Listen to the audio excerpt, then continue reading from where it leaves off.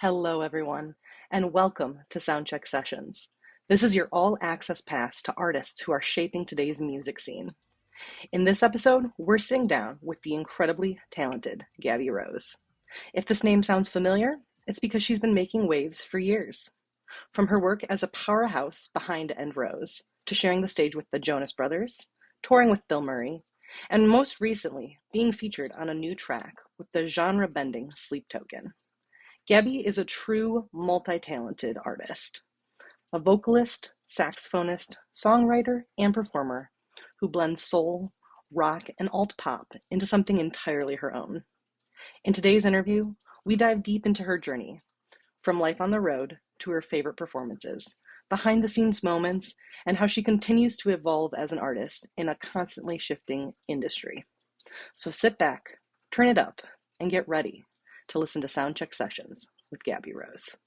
I want to talk about your saxophone first. I always heard, even when I was younger, before I even knew that being a musician was in the cards for me, I remember hearing that the saxophone is like a human voice, and actually arguably the most similar to a human voice than any other musical instrument. I think that really allowed me to, and has allowed me to have my own unique sound with it, because I'm also a vocalist, and really everybody has a voice. So that is why vocals in music resonate the most with people, is because we all have a human voice. Even if we choose not to use it for singing, it's the most connective way. And so I feel like then, especially as identifying as a singer, or even, when I was a kid just doing it for fun, I feel like I was able to, like, the more I was singing and the more I was playing and the more I was doing them together,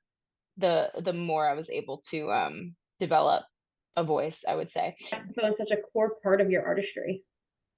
Oh yeah, I mean, I feel like saxophone, it's a little bit more unique. I grew up going to shows. I loved rock music. I was listening to a lot of like The Killers, and I loved the Foo Fighters and Paramore and all these bands, and didn't play a rock instrument. I picked up guitar when I was in high school, and just like acoustic guitar, because I wanted something that I could learn to accompany myself with to sing, but I still wasn't like playing a rock star instrument. But then just like never stopping playing saxophone. The cool thing about that is, as I said before, it really does resemble a human voice, but it can resemble a lot of different instruments. I feel like the saxophone can very closely resemble guitar too, if played in the right way. It can be a lead instrument.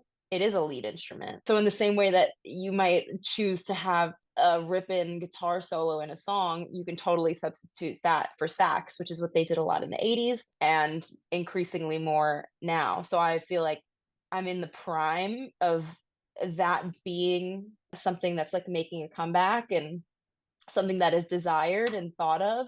So I feel like I'm right on I'm in the sweet spot of that as a saxophone player in pop music and in rock music. I think that's why I've been able to use it as a tool, because it is a little bit more unique. There's a lot of guitar players out there, but there's not quite as many saxophone players in pop music, at least not yet. That's my next question, is that do you think you're seeing like a resurgence of saxophone in pop music, or do you feel like you're the one paving the lane with it?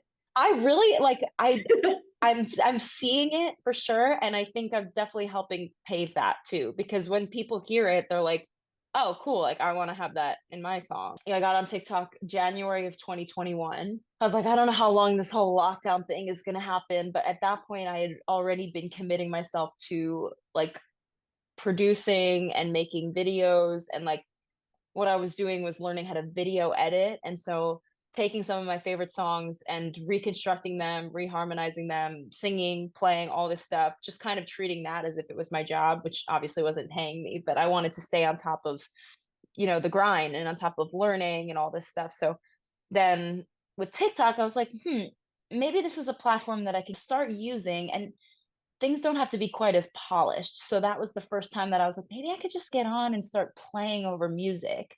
The first video that went viral for me, it was within 2 weeks of being on TikTok and posting. And it was a video of me playing a saxophone solo over Olivia Rodrigo's Driver's License. And I was like, wow, like it went so viral. And I was like, wow, that's crazy. And that was the beginning of a long string, thousands and thousands of comments since then of like, bring saxophone back. And at first, people would reply to those comments by saying things like, yeah, I totally agree. Like, I love saxophone. We need more of it. And now it's funny because the comments that I see are people not disagreeing with that, but people saying, yeah, let me give you like 5 to 10 bands that are already doing that now, or 5 to 10 artists that are doing that, or they're sending over albums, they're sending over songs. They're like, if you want that, it's out there and we know where it is now. I definitely think it was happening. It's been happening. It's just, I think in the last 5 years, I've seen it so much more. Maybe that's just also my bias because I'm literally the one, I'm in it, like I'm doing it. But I think, yeah, I'm definitely seeing it more, which I think is cool. Your biggest music influences? I mean, definitely Paramore. Sometimes when people ask me this, they're like, oh my God, you didn't say Paramore. Like, I'm so surprised. And it's like, yeah, actually, I mean, of course it's Paramore. Like that band was hugely influential for so many people. And I think I would say Paramore and Foo Fighters came around for me at this sweet spot where I was like starting to really dial in my own unique taste in music. It's like I feel like we grow up listening to the music that we're just exposed to, whether it's our parents or what we're hearing from our friends or in school, what's on the radio, whatever. And then you hit this point where you're like maybe early teen years or something, and that's when you start to like really choose what you want to listen to and get in with the communities and start going to shows and all this stuff. So that was like the beginning of that for me. Jonas Brothers for sure. There was that era that came first. Yeah, there was like Jonas Brothers and Miley Cyrus. Well, first it was Christina Aguilera, then it was Jonas Brothers, Miley Cyrus, and then it came like Paramore, Foo Fighters. We were And all then Hannah when I got Montana to girls. Hannah Montana girls, yeah, for life. We're literally spawns of that era. But then when I got to college, that that was what exposed me to R&B music. I had these like CDs growing up, like the Now That's What I Call Music CDs, and there would be songs by Brandy and Aaliyah and TLC and Erica Badu and Babyface. And I loved those singles, but I never got my hands on full albums. And then my freshman year, I remember the day so vividly when I discovered Spotify. It was my roommate at the time. She was like, yeah, there's this new thing. Then I remember vividly going onto Spotify for the first time. And that's when I got exposed. That's when I heard D'Angelo for the first time. And that's when I heard Moonchild for the first time. That's when I heard Lawrence for the first time. These bands that were incorporating more soul and jazz. And it was perfect timing for me because I wasn't writing music, I wasn't soloing or improvising or performing with a band or any of that stuff until my second year of college. So it was a combination of discovering that kind of music where for the first time I'm like, oh, I feel like my voice, like I like that. I like learning how to sing that stuff. And saxophone is very prevalent in these songs too, like soul music and R&B and that kind of stuff, coupled with now I also am in a school with a music program that isn't gatekeepy. I wasn't in a music conservatory or anything like that. Kind of like the sky's the limit here and I can choose what to do. And it sounds like, I really wanted to learn and I really wanted to discover. So those happen at the perfect time. So that's when I started directly, like the songs that I was beginning to perform and try to write were directly from the influence of like that music that I was listening to. After college, that's when I kind of, it all sort of came together because that's when I got back into what was happening. I got back into like rock music. I wasn't listening to rock music for like 4 or 5 years. Got back into it, listened to what is happening now, and realized I really like this. And now I can start to combine some of what I have been exposed to and studied over the last 5 years and combine it. And that's really like, that's my experience being with a band like Bilmuri now. It's the culmination of both of those things. And that's why I feel so at home in like my role in this band because it's the perfect combination Perfect fit for you. Yeah. All right, I want to talk about Enrose now. All right, if someone's just discovering Enrose for the first time, what's the one song you'd want them to hear first? Ooh, I think I would say the new one. I think I would say Not a Barbie because I think it's fun. I love the saxophone lead. It's using saxophone in a My way that's favorite. not just a solo. Yeah, you like that one? Yes. Oh, good, good, good. I would say, yeah, and it's also similar to like My Happiness, which I know a lot of people like that song too. It's using the saxophone as if it's like a guitar lead or even a vocal lead. It's the Mm-hmm. chorus. And I have really enjoyed utilizing the instrument in that way. And it's like with my music, I can do whatever I want. So Mm-hmm.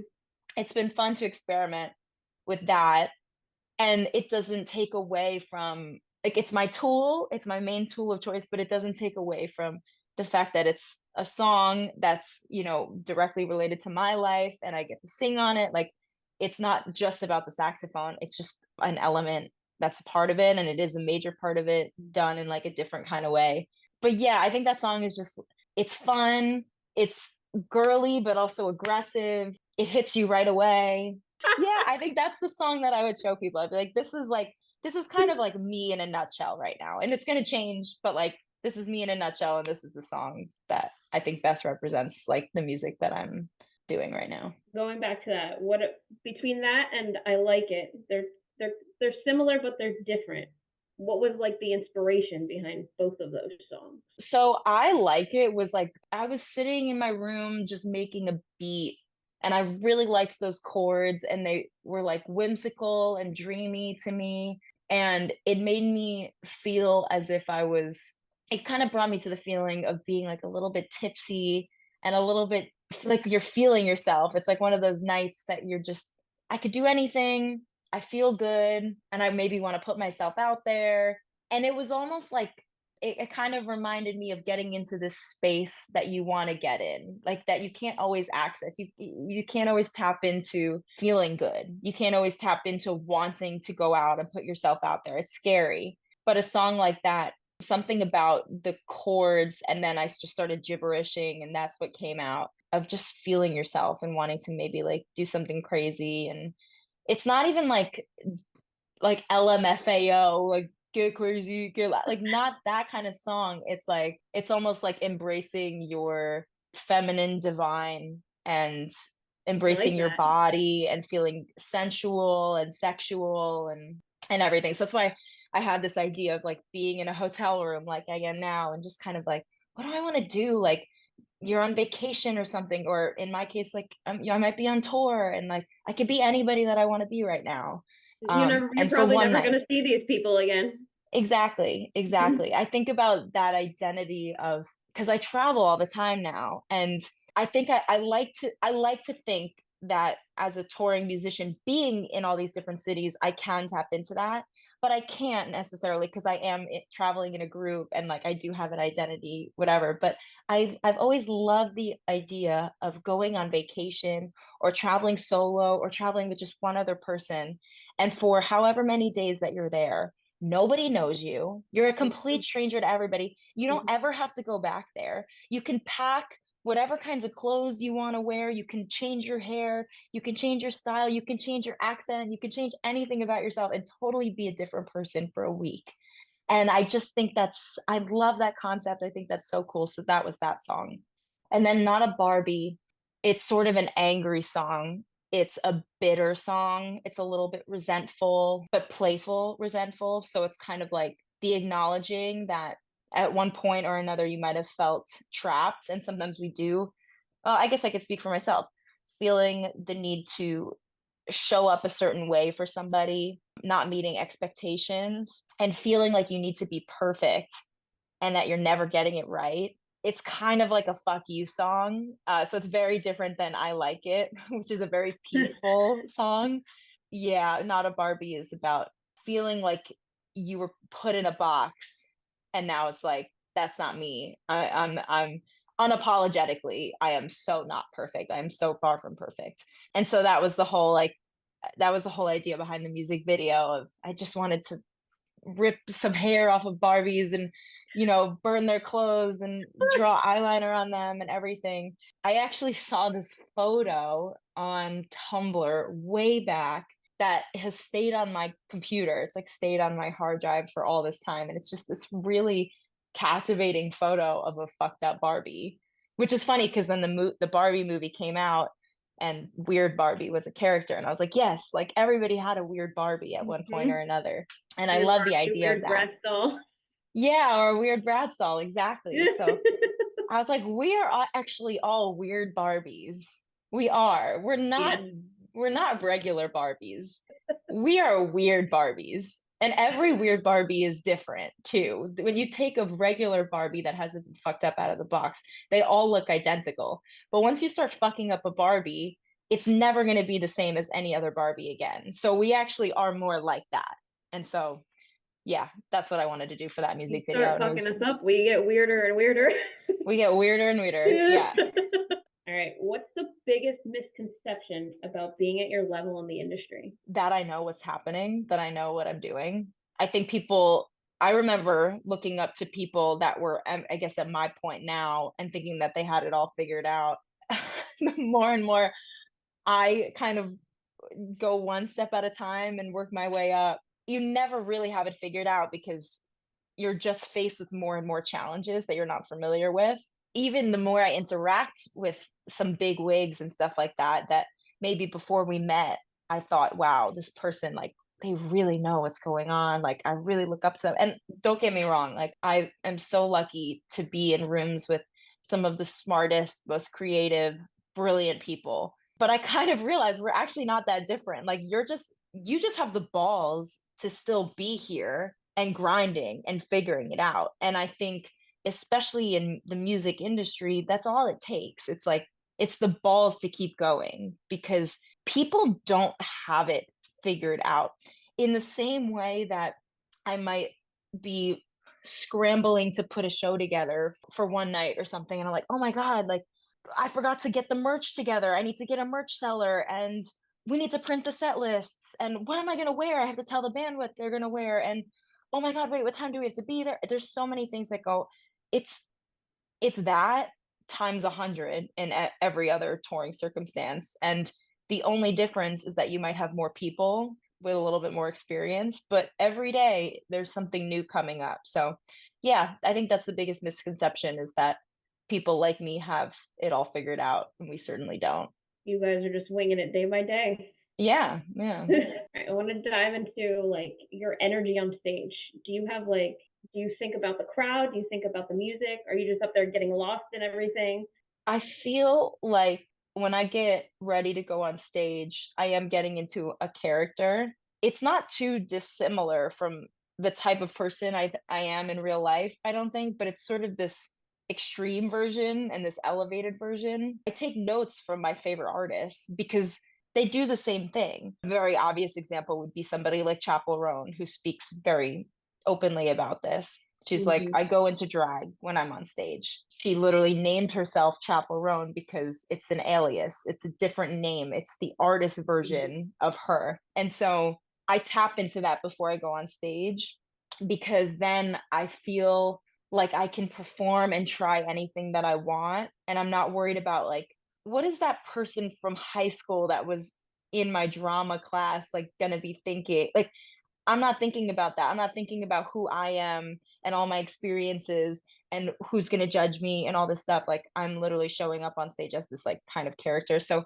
I think having now gotten a lot further into figuring out who that person is, what kind of charisma do I exude when I'm on stage, what feels honest, like what doesn't feel forced, but it is challenging to my regular ego, like something that's challenging but not dishonest. I think that helps me show up consistently.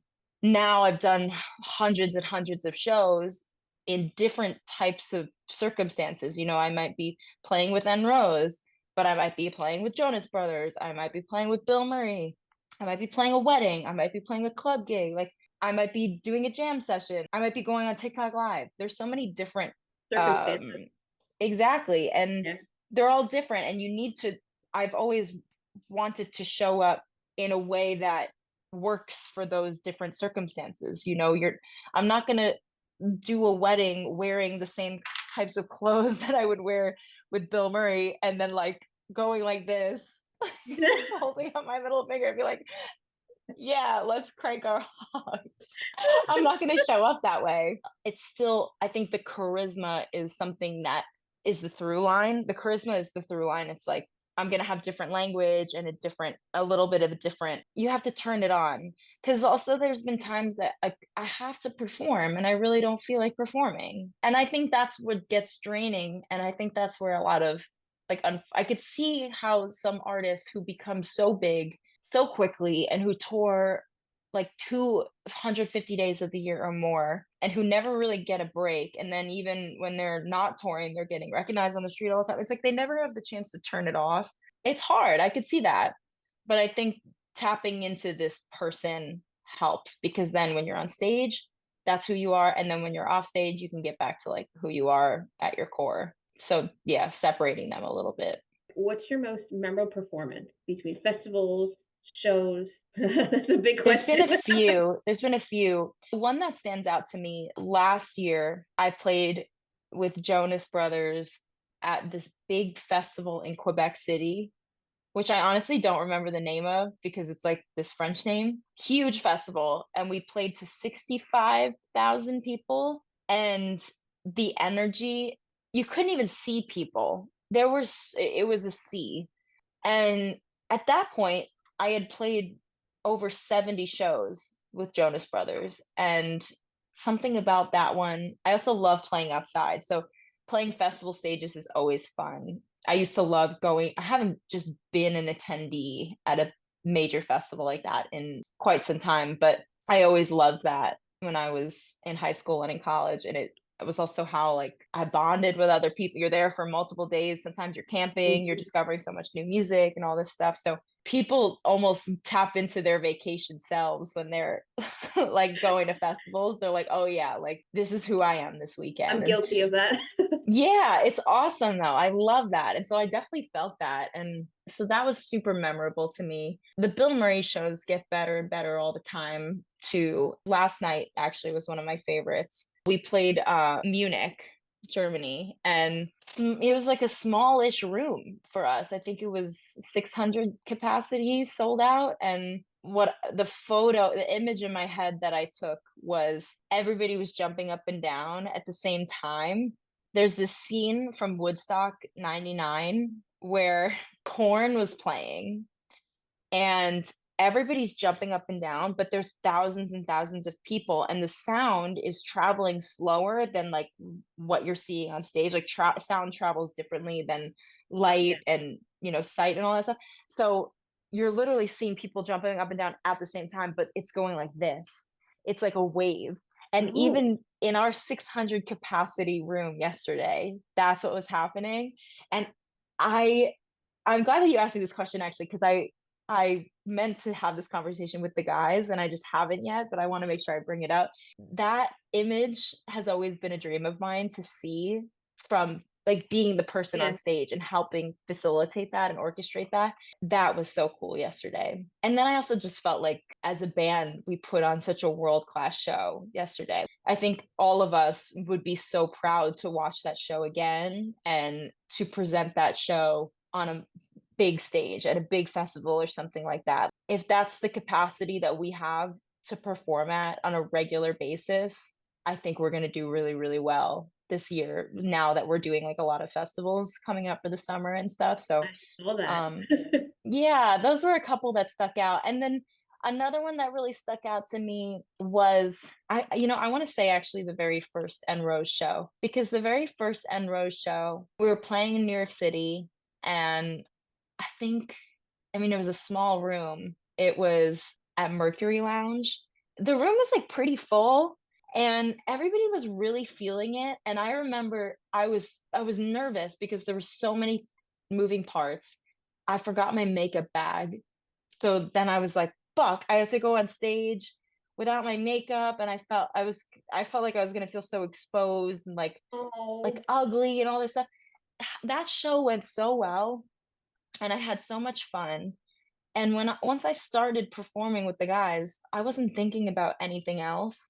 And that's the best feeling too, as like the leader of a project, to feel like the guys or girls that you have on stage with you are like they got your back and you can just perform the way you want and the show's going to go smoothly. That yeah, that's a great feeling. And I got the same feeling when Enrose opened up for Bilmuri at Bowery Ballroom back in 2023. It was such a great show, and it just felt so locked, and I felt like I could really like loosen up. And I don't know. Yeah, I feel like I've learned something new from every show. So those were some of my favorites. When I have a really good show, I'll like do a TikTok video of me like, Like saying how I a feel. recap almost. Yeah, because it's the same thing with journaling. Like I journal to remember the feeling. I don't journal to remember what I do. happened.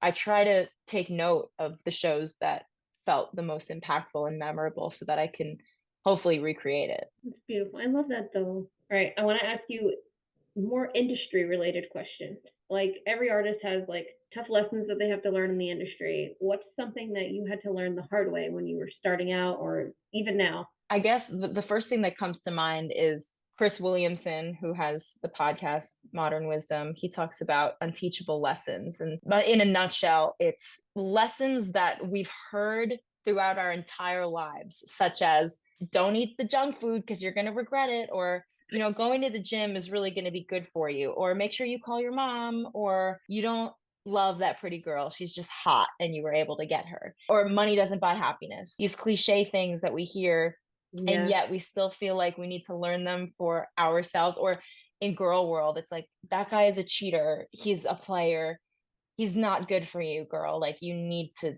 And she's like, he's different, like I promise he's different, and then he's not different. It's like there's certain things that we just need to find out for ourselves. So I guess something that I've learned the hard way is you don't learn unless you do. You don't learn unless you take action and try. You have to fail in order to learn and in order to grow. And I've been lucky with I at least I feel lucky with some of the things that I've gotten to experience, because I'm always gaslighting myself. Sometimes I'm like, oh my God, like something's going to get ruined. Something's going to get messed up. Like this is too good. And I think Same. really it's like, yeah, like we all feel like that sometimes. I've been rejected. I've had tough things that I've had to get through. Like I feel like the reason that I keep growing is because I keep showing up even when it feels scary. And so yeah, I feel like, kind of back to what I was saying, it seems like no one actually knows what's going on. Everyone's just learning by doing. So yeah, I guess I wouldn't, maybe it's not a hard lesson. It's just like, it's the lesson. It's like, you just kind of have to show up every day and try, or else You you're not don't going to try, get you won't anywhere. learn. We kind of talked about this when I last saw you in New York, how social media can be such a powerful tool, but it can also be like overwhelming, especially because there's so many platforms nowadays. Yeah. Do you see it as more of a help or more of a burden?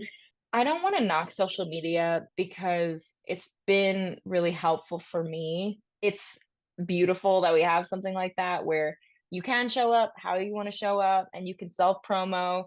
You don't need to go through a middleman, or you don't have to go through agencies or management or labels or anything to Mm. get your music out there. Like for the first time, we have, like, artists have the ability to craft whatever story they want to craft and create the type of audience that they want and the type of narrative that they want. So it's cool in that way. But so I can't knock it, but I also find myself growing resentful of it because I think it takes me away from my creative brain.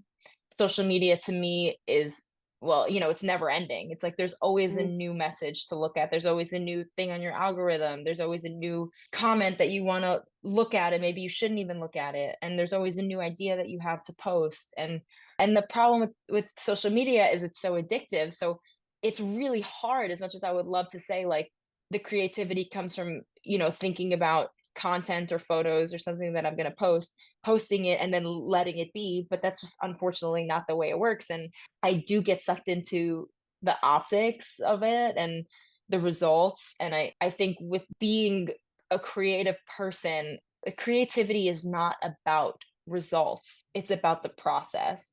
Social media taints that a little bit because if you're not getting, you're constantly comparing yourself to other people, and if you're not getting the outcome that you would have hoped for, then you start to think, is my art bad? Should I stop doing it? Mm-hmm. And And so in gaslighting this, yourself. Exactly. And so in the same way that social media can be encouraging because it's a vehicle for us to do whatever we want, it can also be super discouraging because you get sucked into feeling like they also have option anxiety. It's like, should I be doing that? Should I be doing that? I see this person is Mm-hmm. doing covers of Shania Twain. Like, should I be doing that? But this person's doing mostly original stuff, and this person isn't doing any videos at all. They're just posting Mm-hmm. photos, and it's overwhelming. So yeah, my views on social media at this point are I'm still finding a healthy balance, but the way I approach content is my content comes out of what I'm doing in real life. So I'm not showing up every day thinking, what kind of content am I going to make so I can grow myself on social media? The way I do content is if I'm doing cool shit in real life, I'm trying to document even a small percentage of that and come up with some kind of story that is enticing enough to post on social media. And that feels the most genuine and authentic to me. And it doesn't cause burnout for me because I'm like, I would be doing this stuff anyway. And now I'm kind of treating it as a little bit of a scrapbook because now I can remember how I was feeling and what I was working on and where I Mm-hmm. was at musically, if it's a playing video or something like that. So I love being able to then go back in the archive from 2020, 2021, and even before that and see where I was at. So I think it's really good, but I don't really approach it in the sense of I'm creating content to grow as a content creator. I dipped a toe into that world and I realized it didn't feel authentic to me and it started to feel like work and I didn't like that. I can understand that. I can imagine. I see a lot of these content creators, and I'm like, I don't think I would ever want to do that. No. The next question is about your time strictly with Bilmuri and the Jonas Brothers. You've toured with them both. They like shape your approach to performing in any way because obviously they're two different types of music. What did you take away from those experiences? So I joined Bilmuri at like kind of 2021 and then toured for the first time with the band in 2022, which was the first tour that Johnny, our lead singer and who created the project, he did since before COVID. And so it was a new beginning in a way. What I continue to take away a lot from that band because I'm very involved in it and I have a stake in how well it does. Like I've been with the band since we were hoping that even 100 people would show up and we were doing like, yeah, sold out 200-person rooms and we were like, what, like this is crazy, like it's sold out. And now we're doing 2,000 and we're doing even more like later on. Mm-hmm. And now we've played arenas opening up for Sleep Token. So I've been a big part of that band's growth and I fervently want it to succeed. So it's been like I feel like it's even though it's mainly Johnny Frank's baby, I feel like it's my baby too. And I think all of us feel like that too. Like we're really proud to be part of that project. Initial thing that I took away from it, which I continue to take away from it, is there are so many, there's just no one size fits all for how you can be creative. And also, music is the most beautiful when it is a team effort. Everybody works together really, really well and everybody respects each other a lot. And I feel like it's allowed me to try things and to grow into this type of artist that I am now and be bold and like be brave. And it's been like a vessel for me to explore my own creativity and how I fit into this project. And luckily, it's always felt like super honest. But I think I didn't really believe in myself before joining Bilmuri. I didn't believe that I would ever have a place in a band like this and a rock band like this. And now being very much a part of the band, but playing not a conventional instrument for like a post-hardcore, post-emo country leaning sort of jazz, but mostly rock band. It's allowed me to create a new role, redefine almost like what a rock band has to look like. So that's been really, really, really cool. And that set me up for then playing with Jonas Brothers because I learned how to perform in a new way. And with Jonas Brothers, it was going to be different because then I'm performing with a horn section, which the beauty from a horn section is the bond that you have. And then also locking in to the harmony and the rhythm and being super, super tight. And then once you get that right, then in our case, luckily, we're like characters on stage. We're like moving all over the stage and we're dancing a lot and we're interacting. And I think both projects have gotten me to think about a performance on a whole. I can appreciate now the roles that everybody has. So there are so many roles, that there's so many things that go into creating a big production. I mean, on a 200 person room, it's like everybody is doing a really important role, from lighting to playback to monitors to front of house Yeah. engineer. Learning all of that and appreciating all of that, then I can lock into, okay, what am I best at? And where do we need to fill in the gaps? And so it both have allowed me to just step into, like, I actually do have something to offer here. And yeah, I feel really grateful that, like, my inherent, I guess, skills and what I enjoy and I'm also good at has been appreciated and utilized in both projects. And now I feel like, yeah, I can get on stage in front of thousands of people and feel pretty confident and have a good time. What is the funniest behind the scenes moment that like anybody would be surprised by?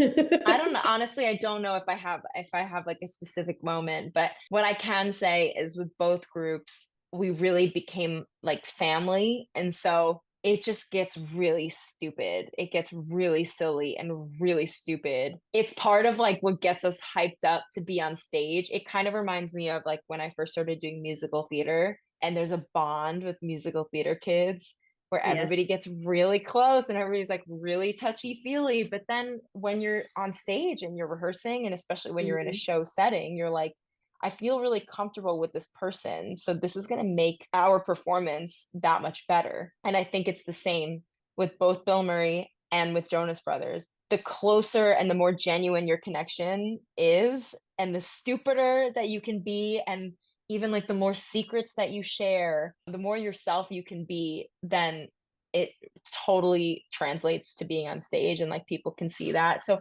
I honestly can't think of a specific thing right now, but what I can say is some really, really, really stupid shit goes down like on a daily basis. And I have a bond with the people that I have toured with Jonas Brothers and with Bilmuri, that I don't think I can have with anybody else in any other setting. It's like a really different type of thing, the people that you tour with. That makes me excited for the day that I ever get to go on tour. You would fit in perfectly. It's super fun. It's really one of a kind.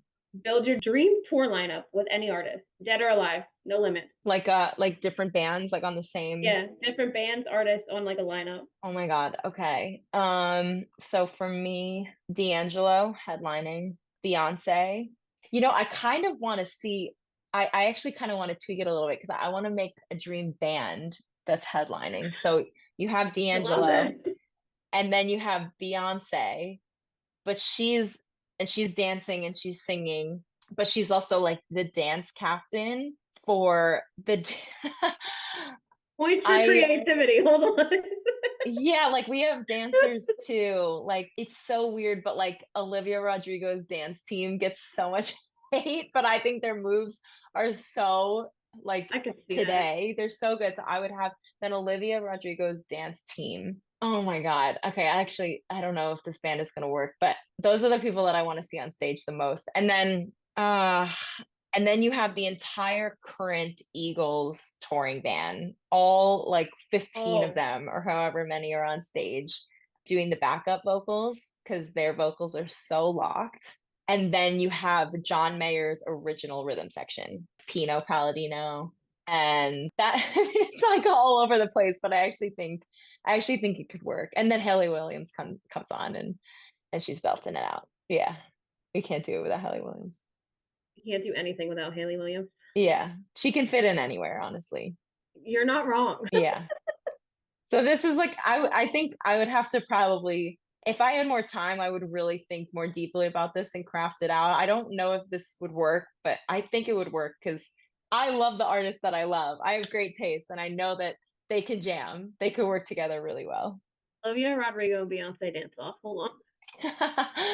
Well, specifically Olivia, I like Olivia, but specifically her dancers. That's who I want. All right. Outside of music, what's a completely unexpected hobby or talent? I don't have any other talents. Yeah, I don't think I have any other talents. Okay. Nothing that I've discovered yet. Everything that I try to do, I realize like, shit, this is hard and would take a really long time to get good at. I don't think that I have any other talents. And it's funny, like I think if you talk to a lot of musicians, it's like, what is your hobby? It's like, what do you mean? This Like is I my play hobby. music What do you mean? is my hobby. But I've made it a point to try and like get into some other hobbies. So like honestly, my favorite thing to do, this is so boring, but I started going on long walks last year, and long walks are a way that I can clear my head, decompress. So long walks are like my favorite thing to do, and that's another reason why also it goes hand in hand with touring, because then we're always in a different city, and I don't mind, getting 30,000 steps in on a day before a show. I would say that, and I love to dance. So I love to, maybe pop a 5 to 10 milligram gummy, put my headphones on, get in front of a mirror, and just like, I really do love to dance. I think in another world, if I wasn't a musician, I would be a backup dancer or something like that. That would have been like the craft that I would want to develop. So dancing is cool because I don't feel this pressure because I don't identify as a dancer, but I I'm could just see drawn that. to it. And I like to go to the gym too. I like to lift. These last ones are all fan questions. This is from Megan on Facebook. She said, which fan base is better, Bilmuri or Joe Bros? And then put, there's only one right answer. No, they're so different. It really like it's a different fan base. I feel like if somebody approaches me like on the street, I'm like, how do you like I like, oh, Gabi Rose. I'm like, please tell me how. Like, have you been to you must have been from a Jonas Brothers concert or Bill or whatever. Both fan bases are really, really like have really been kind and just super supportive. It's like obviously the Jonas Brothers fan base is so large. The Jonas Brothers fan base is so unique in the sense of like those fans are really like fans for life and support the brothers in whatever music they do and whatever they do even outside of just being part of the Jonas Brothers. And I find similarities between that and Bilmuri, even though Bilmuri is a smaller fan base at this point. It's like people are just into it. They care about the music, but they also care about the band members and like what's going on and the lore and all this stuff. So it's just been fun being part of the story because fans in both camps really want to follow along with the story. So I'm like, yeah, I'm like a character in both stories now. It's always interesting because as someone who's also is very into the Jonas Brothers fan base, it's interesting because I never realized how much we're very like, let's follow every single person in the band, not just the brothers, the band. Which We're I didn't expect, but that has yeah. been very, very cool. Okay, this is from Jeremy on Facebook. You already had mentioned bands you like grew up listening to, and he said what finally inspired her to move to doom sax. In his words, Doom sax? yeah, that's what he put. Doom sax with an exclamation point. Doom sax? I I don't think know that what doom sax is. maybe just moving to saxophone. I copied and Wait, pasted so it. what's the question? I would love to hear what band she grew up listening to and what finally inspired her to move to doom sax in quotation. None of the bands that I grew up listening to had saxophone. So I wasn't inspired by a band necessarily with the saxophone. Maybe a little bit of like Steely Dan, but it wasn't really a band that inspired. I really do feel like it would have been nice growing up to see more girls like me doing it, because then I would have had somebody to aspire to. But at the same time, it does feel very much like a unique experience for me being able to do it. So yeah, I'm not sure how to answer that question. Yeah, this is from Pal on Twitter. She said, you used to be a Jonas Brothers fan. How did that impact your tour experience now being on the other side?